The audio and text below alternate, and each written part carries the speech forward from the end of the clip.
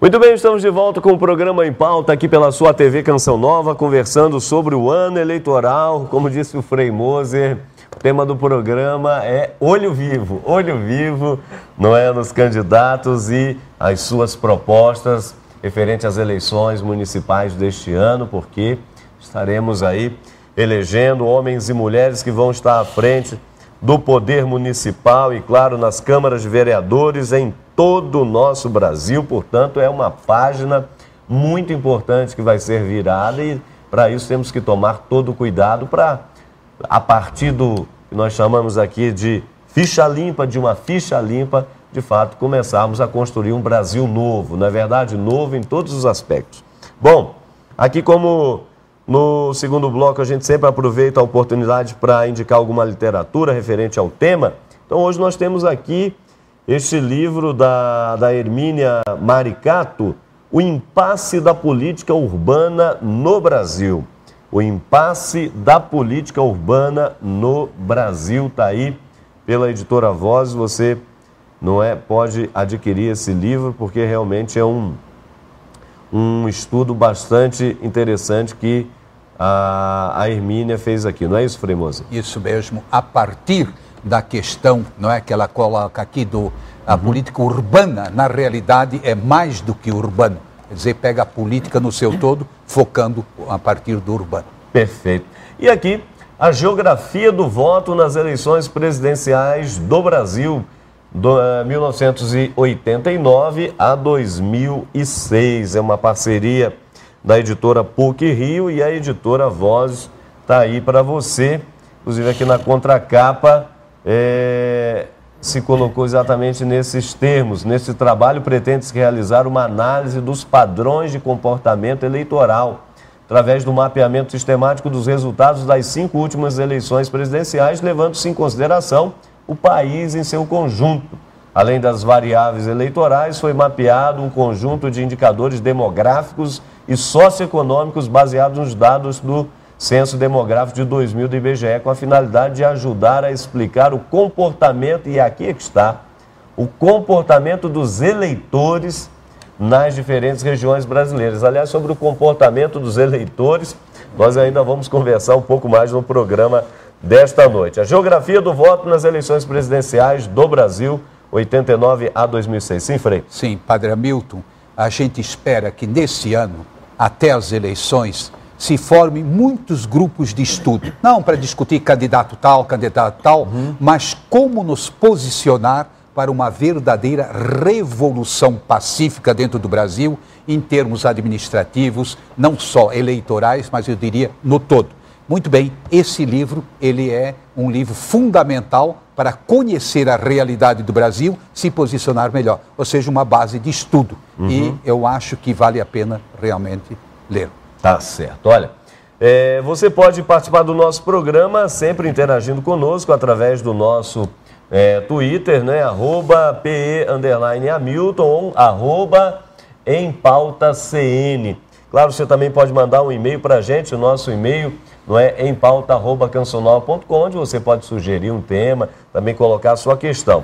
E pode rever o nosso programa sempre aí no nosso blog.cancionova.com/bh, blog.cancionova.com/bh, onde imediatamente após a exibição do programa, você já tem ali disponibilizado aquele tema da noite. E é claro também o site do nosso querido Frei Antônio Moser, antoniomoser.com, ali onde além dos artigos, dos livros, da agenda do Frei, você tem também um link para o nosso programa Em Pauta, tá certo? É a maneira de você que de repente está chegando agora, já no segundo bloco do programa, perdeu o primeiro, não tem problema, depois você pode rever.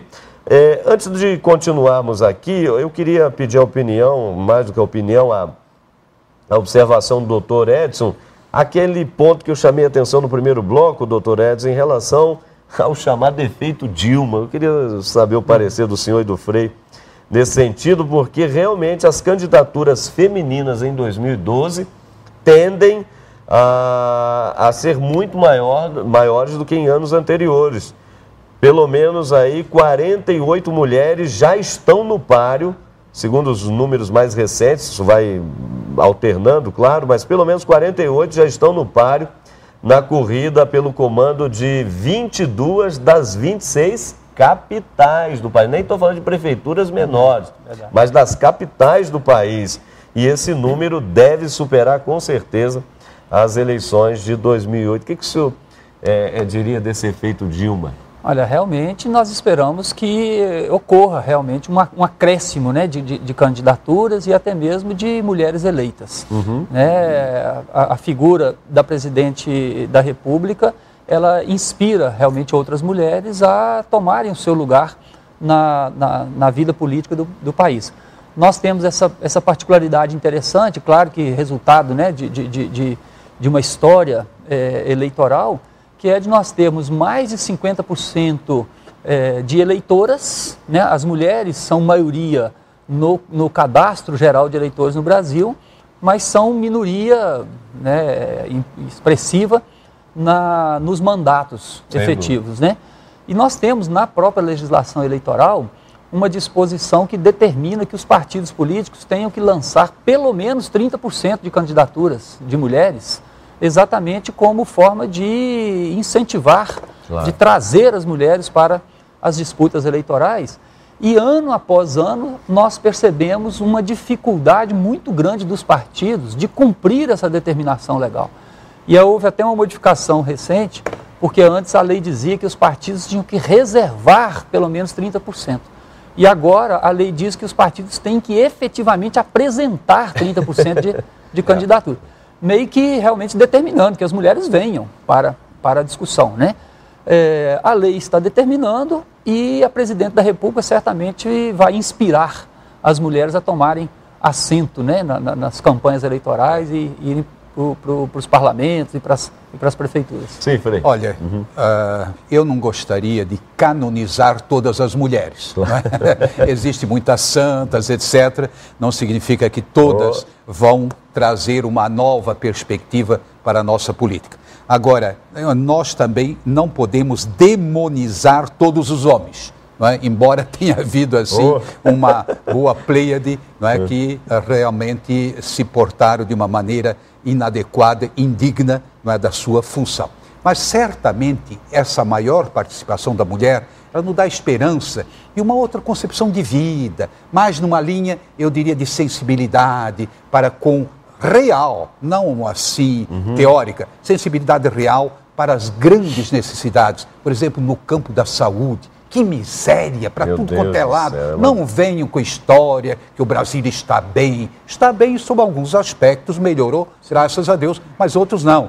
Por exemplo, em termos de educação, também não venha com isso, que não, porque agora, não, existe muito a fazer. A mulher parece ter mais sensibilidade para certas necessidades, não é, da população. E não apenas questão de cesta básica, muito mais a promoção humana. Então, a maternidade ou então a feminilidade, ela traz um outro vulto. Eu acho que a gente tem que olhar e aplaudir esse tipo de passo que está sendo dado, sem dúvida nenhuma. Tá certo. Agora, uma coisa aqui, o doutor Edson, que a gente precisa refletir e que esse ano, mais uma vez, já está se fazendo presente, inclusive com o surgimento de novos partidos, como a gente acompanhou ainda há pouco aí o partido do prefeito Kassab, enfim. Nós temos muitos partidos, não é? E vão surgindo, inclusive, alguns outros, como temos acompanhado, mas muitos partidos, porém poucos programas de fato consistentes, propostas concretas realmente. E aí, é claro, o cidadão, não é, acaba olhando muito mais para a pessoa, é o carisma da pessoa, é o jeito de falar, é a sua estética e assim por diante. E muito menos na proposta do partido enquanto tal. Então, a pergunta é o seguinte: será que não estaria na hora de nós termos de fato, não é, como muitos defendem, uma reforma realmente profunda, uma reforma política? Olha, nós precisamos realmente de fazer algumas alterações, né, algumas reformas na nossa legislação, e eu digo principalmente na maneira como nós, eleitores, nos comportamos nas eleições.